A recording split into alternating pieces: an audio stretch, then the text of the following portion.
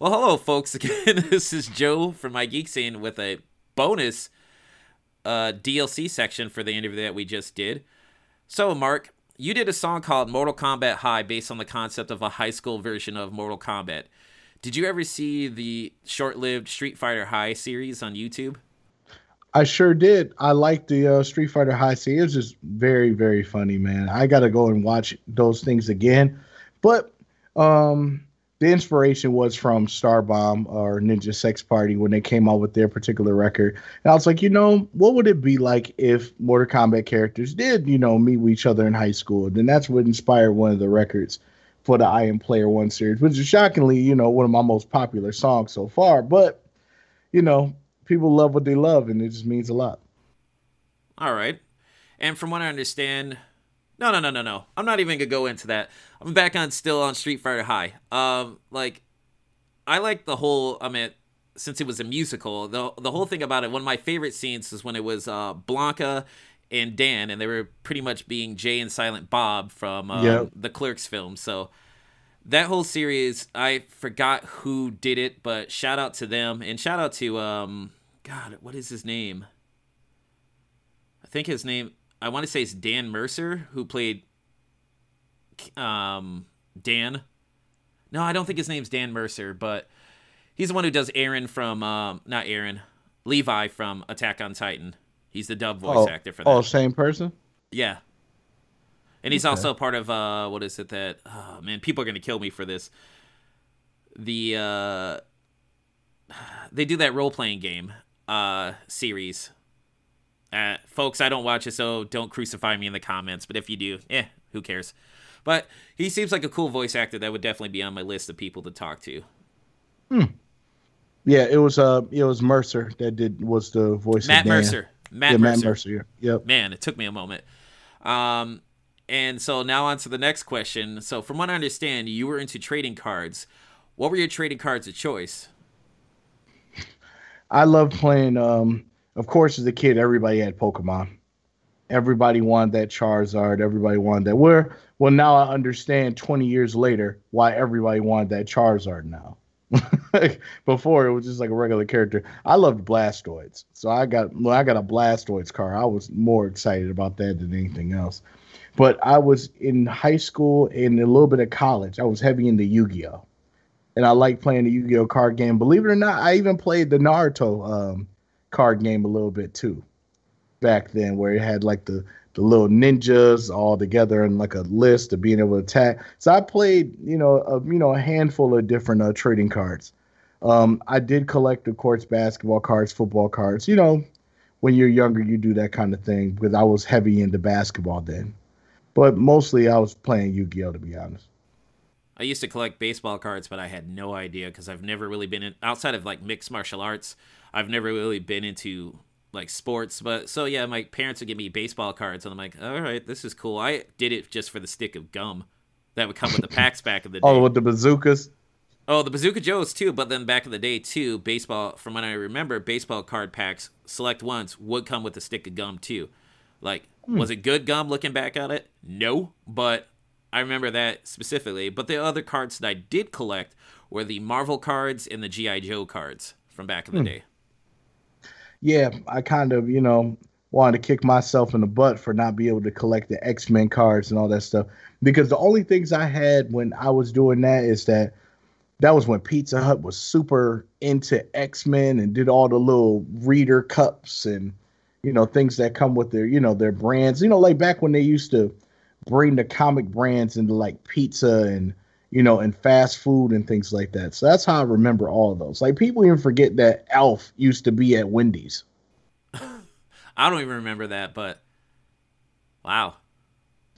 Yeah, that's what I'm saying. There's a lot of different television brands that were embedded into fast food and things like that. And sometimes that was a way of associating a brand. So I think sometimes maybe it may subconsciously influence the way I create the music that I do. I make sure that when I put everything together, everything makes sense. And since we're nerds, we're always going to point at loopholes like anything else. So it's always about being particular there. One of my regrets was not ever getting the Garbage Pail Kids cards, like collecting those. I loved the Garbage Pail Kids cards. I even saw the terrible movie, you know?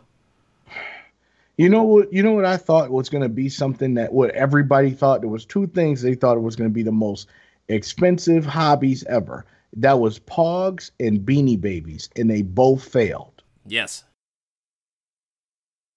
So it's just crazy about how now cryptocurrency has made it into a situation where people can buy into these expensive hobbies. So now they're grabbing all the nostalgic values, and then they'll be like, well, this Charizard's worth $300,000. Really? You'll be like, well, yeah, but only because it's in this condition of this position, this position. And it's got to be appraised. It's got to be all of these. I think there's a pair of Jordans that's out there that's like $1 million. No. It's like the 1985's first edition. Already got it appraised. Michael Jordan signature, $1 million. That's just crazy. I mean, right. I wouldn't even want the Garbage Pail Kids cards just to resell. It's just for me to own. Exactly. We got to the point where people find it easier or better to start buying things just for the sake of the value, the sake of being able to resell it and get a bigger value for it. It's like people don't want the PS5 and the Xboxes and anything like that anymore. They just want them because it's sold out as a commodity, and people who really want it will pay top dollar for it. And I wish people as a whole would stop doing that, like paying out that premium price. Because then that way Scalpers are like, look, I'm not going to make any profit off of this, so it's pointless for me to buy up all these PS5s and stuff like that. Like, right. And that's how I feel about, like, when you mention cryptocurrency, it's like, I'm annoyed because I want to build a computer. I want a high-functioning graphics card, but they keep getting bought out. And, like, what about people who just want to play video games and not do cryptocurrency and stuff like that? Exactly. It's annoying. It just got to that point that people just literally, it's almost like a game to them. And some people are trying to make a living alone just by doing that. It's like a higher scale eBay. It's just bonkers. I mean, even like it's been heavily rumored like there's a new Nintendo Switch that's going to be coming out like either like at the end of this year or like early next year. And I'm like, I don't even own a Switch. And I've seen a few Switches at the store. I'm like, I would like to purchase you. I can purchase you right now, but I'm going to hold off if there's something better that's going to come out. I mean, it's based on a rumor, so it could be a pipe dream. But if it does come out, like, will I be able to get a copy?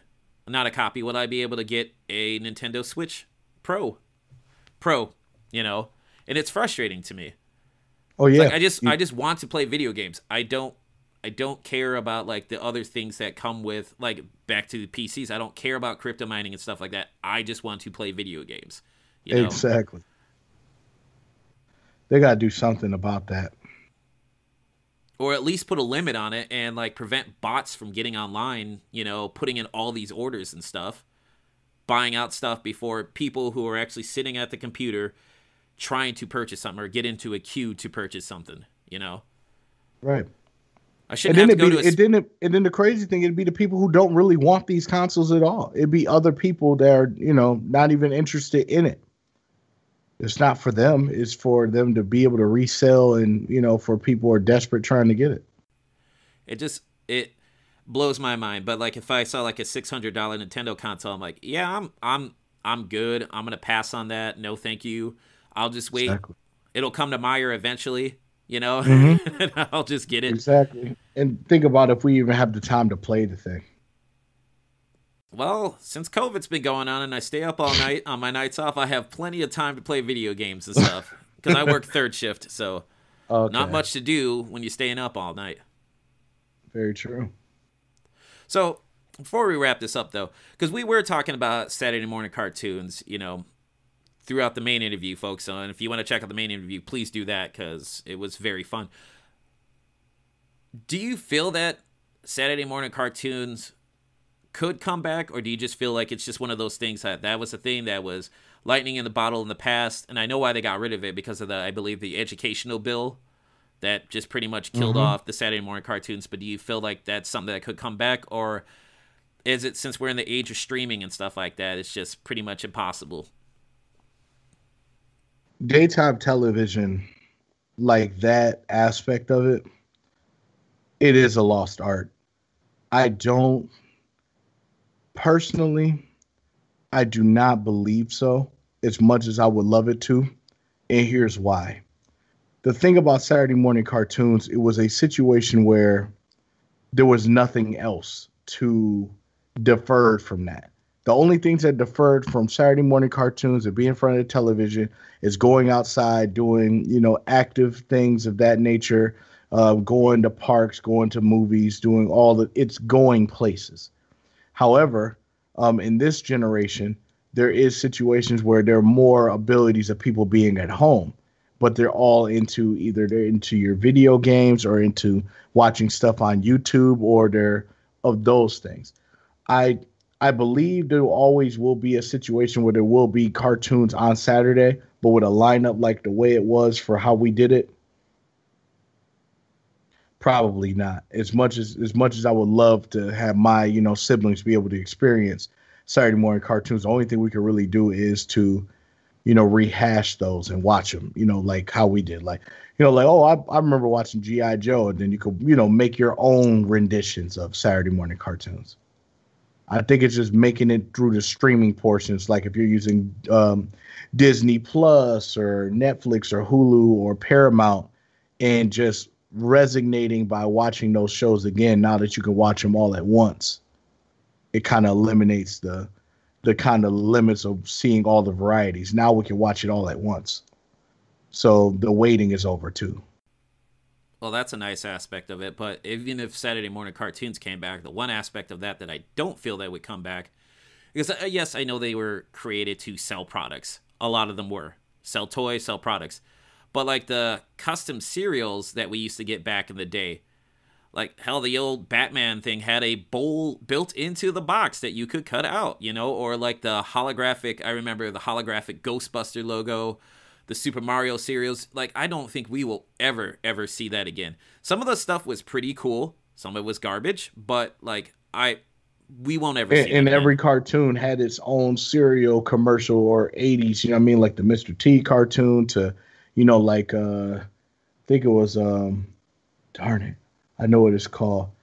It's the Sports Heroes one where it had Bo Jackson, Michael Jordan, and Wayne Gretzky for I Sports remember Heroes. that show, but I Pro don't. Heroes, Pro Heroes, Pro Heroes. Man, that brings me back. That is just crazy. Yeah, there was a lot of different cartoons that had those opportunities there. But that's something that we'll never see again. And it saddens me though, like from a nostalgic point of view, but I can understand like you got to move on with life. Yeah, like yes, I do like being able to stream stuff like almost all of it at once. You know, maybe I mean, but there's something to say about like having something to look forward to next week. Yep, exactly. And that's what made things fun, about it. And then, they had the like Fox Kids. Like Fox Kids will always be the afternoon line. I loved every aspect of that. Where it was Fox Kids is where I was normally at. I was there, and then I would switch over to WB20 and then watch the episodes of Pokemon and then Yu-Gi-Oh that would come on, and then kind of go back and forth. It's really cool. So if there's certain commercials, then you can click real fast and start watching the episode of that. And it'll be like, okay, is it over? All right, then we push the last button and then we see it's back on. It's things we enjoyed. If it wasn't that, basic, you'd had the cable. So of course you were watching the Nicktoons in the morning, the Doug, the Hey Arnold, the Rugrats, and and enjoying it. It was multiple different ways you could watch different kinds of cartoons. And that was when you actually looked at the TV Guide channel to see what was coming on. For sure. I mean, I guess like the only one, it was old school back in the day, and it came back. I would say it would be Toonami.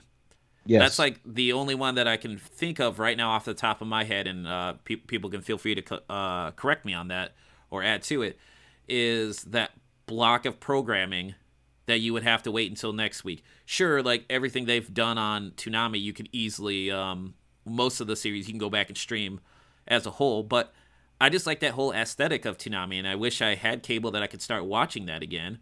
You know, I mean, hell, even Steve Bloom as Tom. You know, that's a vibe that you would not get with just watching these shows individually. I appreciate the hell out of Toonami because that got me into Outlaw Star, got me into Cowboy Bebop. Trigun wasn't on there, but it got me into Dragon Ball, you know, back in the day. So I appreciate the hell out of Toonami for all the cool things. Oh yeah, I loved every bit of it. I was one of those kids that, ran home from the bus at about 4:30, 5 o'clock after practice, so I can be able to catch the newest episode of Dragon Ball Z. Got the the Pop Tarts put together, heat up the little snacks and stuff, and I was watching it right before The Simpsons came on at 6. And I remember because of Toonami, like, the old one, I had actually tracked down and downloaded the DJ Clark Nova albums. Oh, really? Oh, yes. That's awesome.